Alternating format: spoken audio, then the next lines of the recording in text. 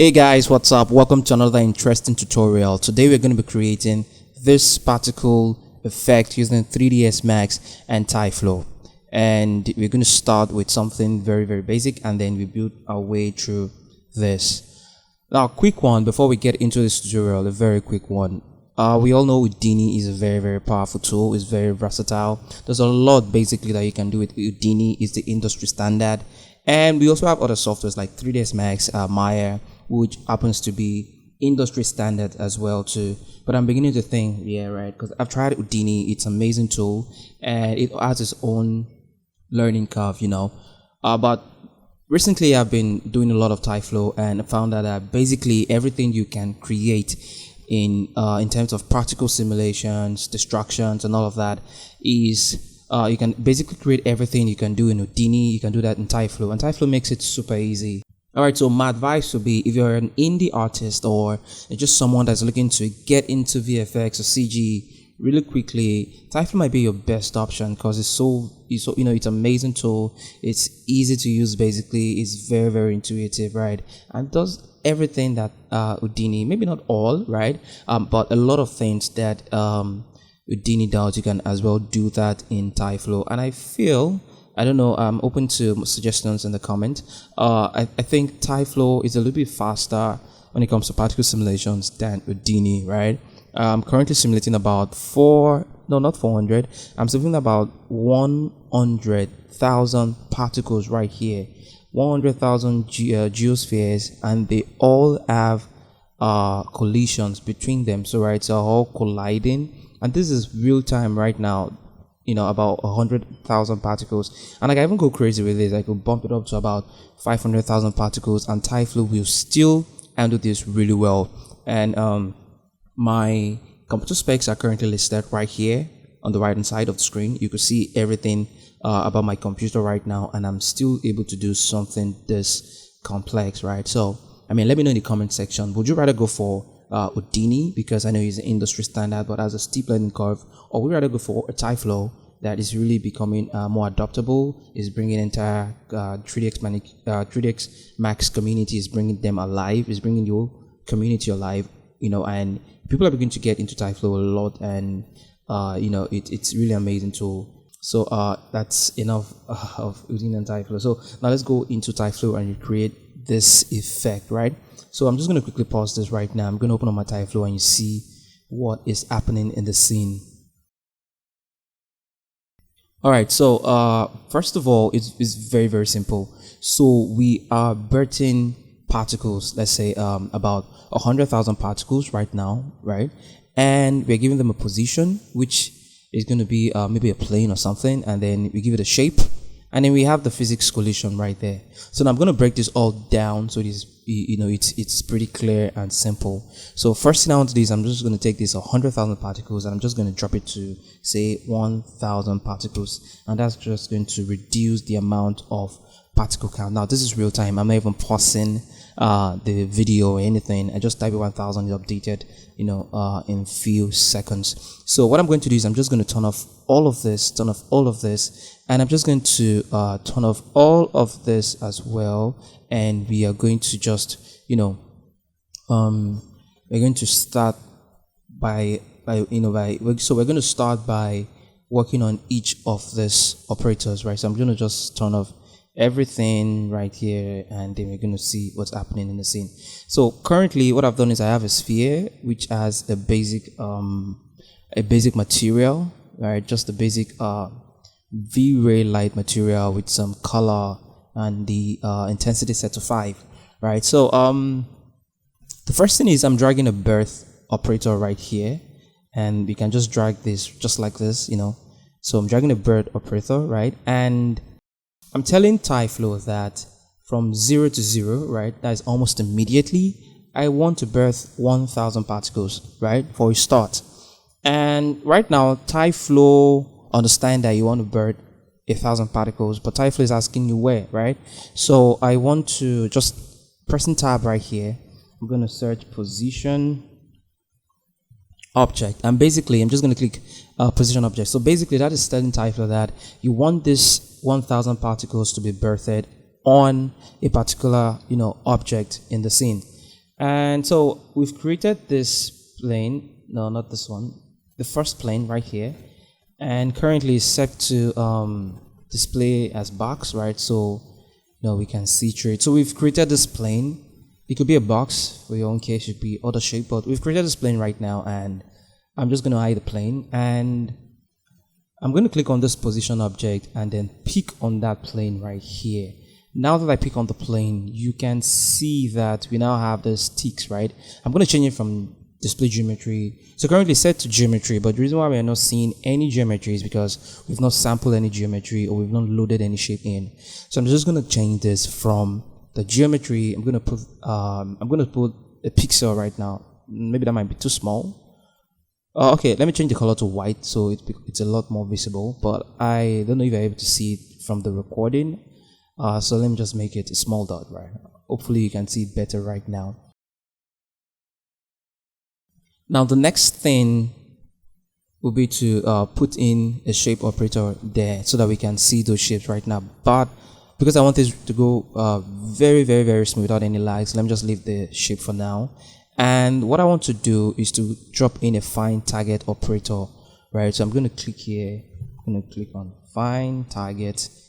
And basically what this operator does is, so let me just type in find here.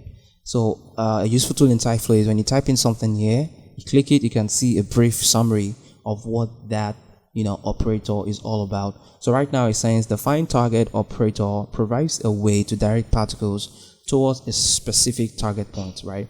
Now we're directing these particles to look for this object, and the way we do that is in the find target we just click on pick the target and then we pick the sphere. Now immediately I pick this, you can see that all of this are now going directly to the sphere.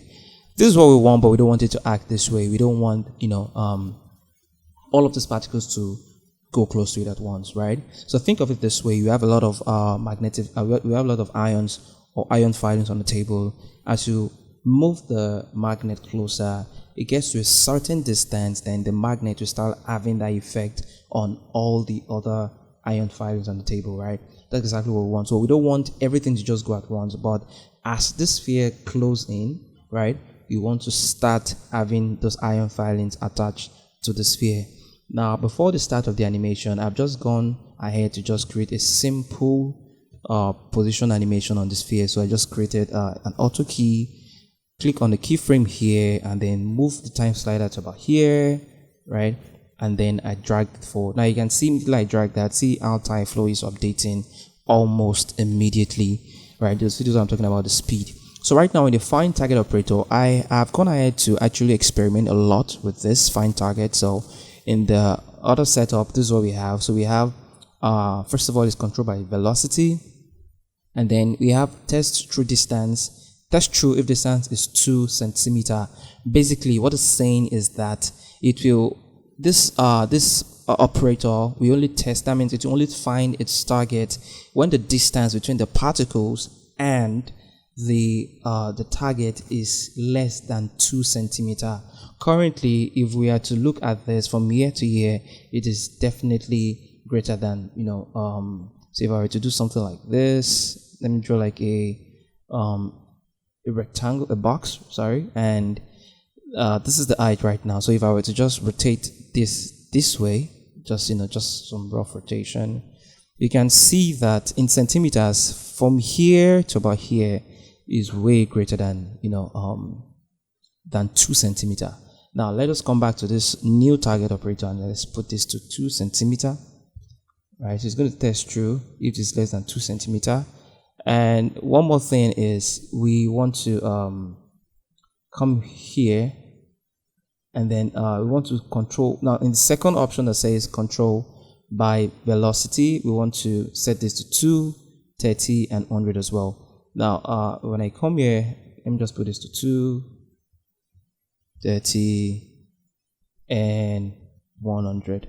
Find target operator. I'm going to just come back to this previous one, and one of the most important feature I want us to focus on is this distance right here, the distance effect, right? So if I click on my find target, I want to make sure that this is also set to 50 right now. So if I quickly draw a box right here, and let me just drop it here, And I'm going to rotate this box and turn on my angle snap by just pressing A, so it snap into degrees of 10. And now if we check the distance between the beginning of this particle here to here, it's roughly about 50 to 58 centimeter, right? So that means as this object comes closer within 50 centimeter, it begins to attract some of the particles. Right now you will notice that the particle around this area is not being affected by this, because the distance between this here to this object is more than 50 centimeter. If I decide to increase this to about, say, 150, for instance, see what happens. Now it's beginning to affect up to this point, right? But now we want to make this 50 centimeter, and as to make this 50, you see what happens. The particle begin to follow this object as it goes, right? Now this is what we want, but still not acting dynamic at the moment right now, and is basically not even colliding with the sphere itself.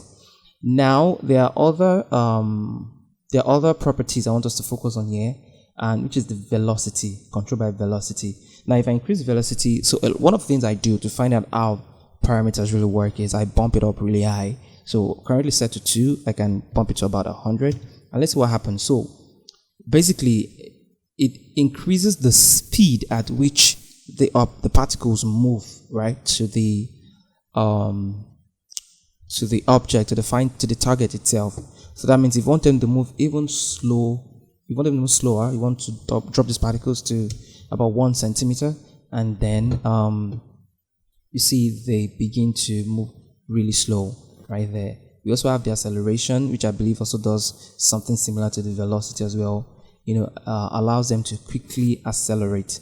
So let me drop this to 2, and then let's drop this to 10, and let's see what happens. So you see what happens. So they're accelerating slowly, right? You see they're accelerating really slowly. So if I drop this back to 100, you see that they quickly accelerate, to meet the target itself. And so for the fall off here, you can leave this to 0 or 5. Basically that just makes it look nicer, right? So there we go. You can see the fall off. So let's increase the fall off to about 20 or 30, so you see. So now you see it's beginning to attract even more particles, right? I can leave the fall off to 5. In the original one that I did, I left it to 0, I think. Oh, actually set to 25. So yeah, you could drop that to, let's leave it to 20. Yeah, I think it gives us even more effect, right? So I got to even drop that to 25. But yeah, 20 looks great as well. Now the next thing that I want us to do is to add a PhysX shape. PhysX shape right there. So I'm going to just drop in the PhysX shape, and I'm going to drop in a shape also. And for the shape, let me change it from small dot now to geometry. And now we are seeing those shapes there, but we want to change it from a 2D triangle. We want to make it a 3D object, and we want to change it from a 3D object to a geosphere low res for now. And yeah, Tyflow is updating. Yeah, Tyflow is updated. There we go. Now, for some reason, your particles might not have this nice looking gradient. The reason why mine has that is because I created a gradient right here. So with the viewer material, and then I drop in a gradient map, and then I mapped it onto the Tyflow particles, right? If you don't want that, you could always just disable it or give it any color you want. Right now I've disabled it, so it's back to the white color I set here.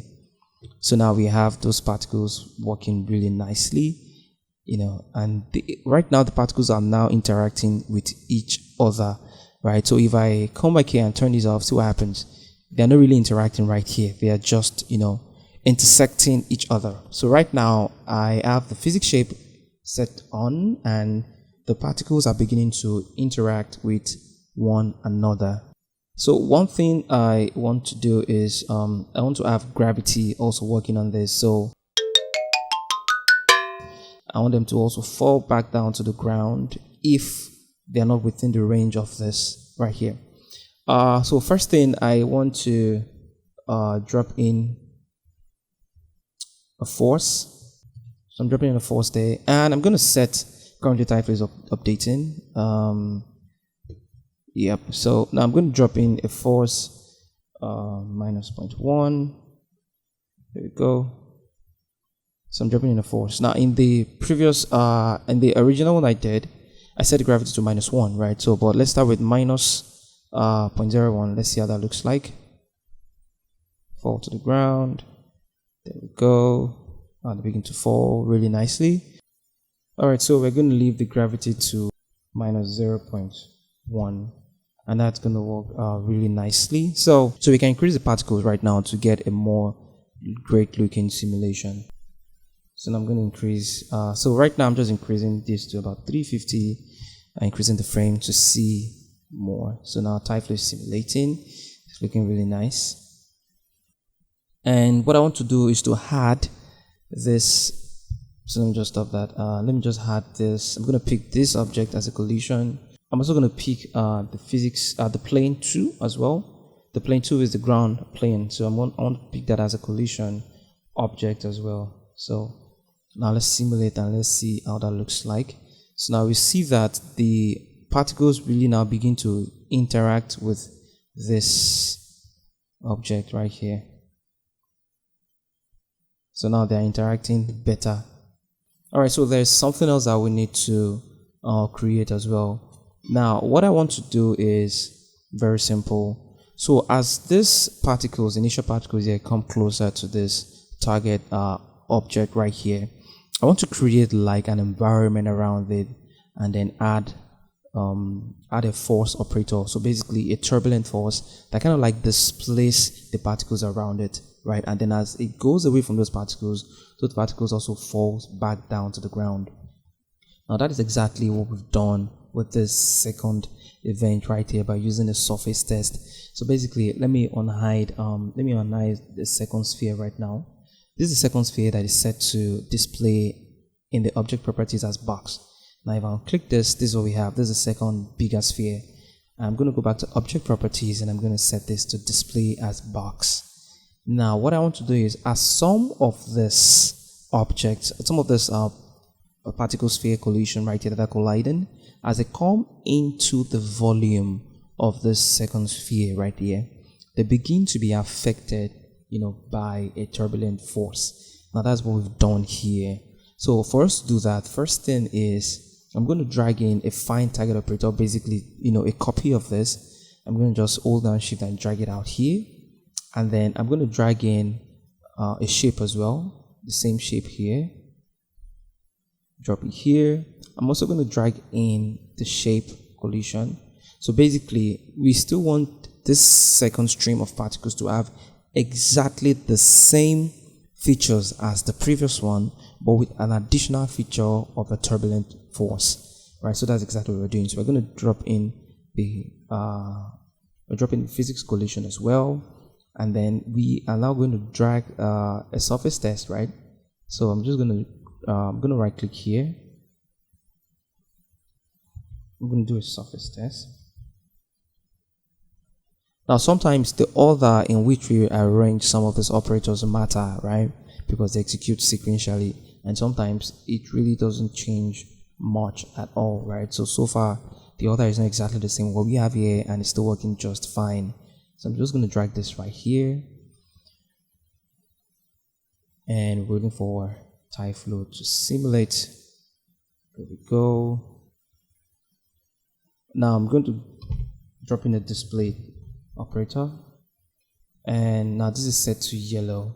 Now currently we are not seeing any of the particles turn yellow. That's because we've not selected the object we want to use as a surface test. And I'm going to pick sphere 2, and now Tyflow is updating again, right? It's updating really quick. You can see the numbers here. Yes, and now we are having that. You can see the particles didn't really turn yellow. They turn back to the original gradient we have from the beginning. So that's because when you come here, display geometry, you want to click on display material, and now we're beginning to see this, right? Now for the surface test, I'm not going to use distance. I'm going to use volume inside, not outside. So anything that fall practically inside this volume right here, we will start getting affected with a turbulent noise, right? So that's what we're doing. I'm just gonna come here. I'm gonna add the force.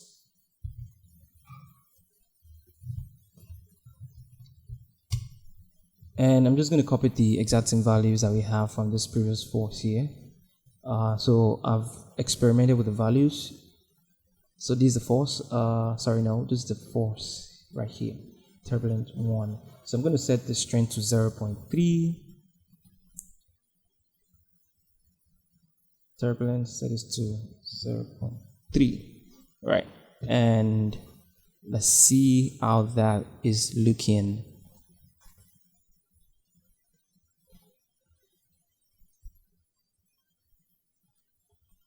Alright, so that's looking really nicely. We're going to get some little turbulence there. You can increase the strength a lot to see more effect, just to know it's working. Let's drop this to 2 and let's see it simulate, and then let's find out how that is going to look like. So Tyflow is going really fast, and there we go. Now we've seen that it changed, right?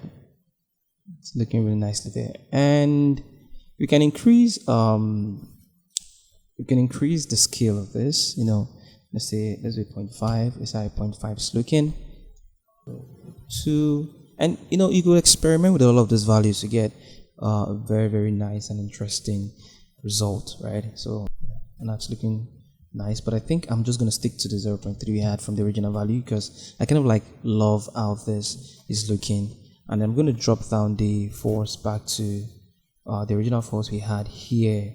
So let me just look for this, and the force here is 0.3, so I'm just going to leave this to let's say 0.5. I'm going to leave this to 0.5, and there we have it. So basically we are almost done, right? Everything is working fine. All you need to do is just bump up the particles from 1,000 to, let's say, 40,000, and then you can render if you want. And so yeah, everything is looking really nice already. You could just need to bump up the particles or increase the particles right now. So there's one more final thing that I want us to do now. We also want to add another surface test again, right? And we are picking that exact same sphere, right?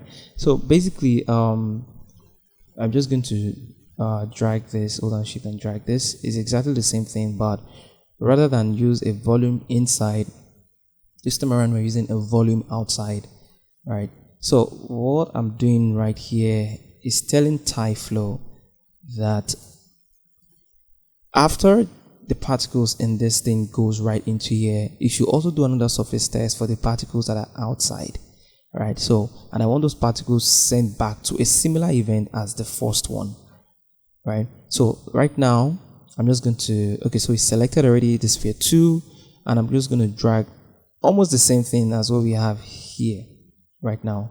I'm just going to click copy, I'm going to click paste.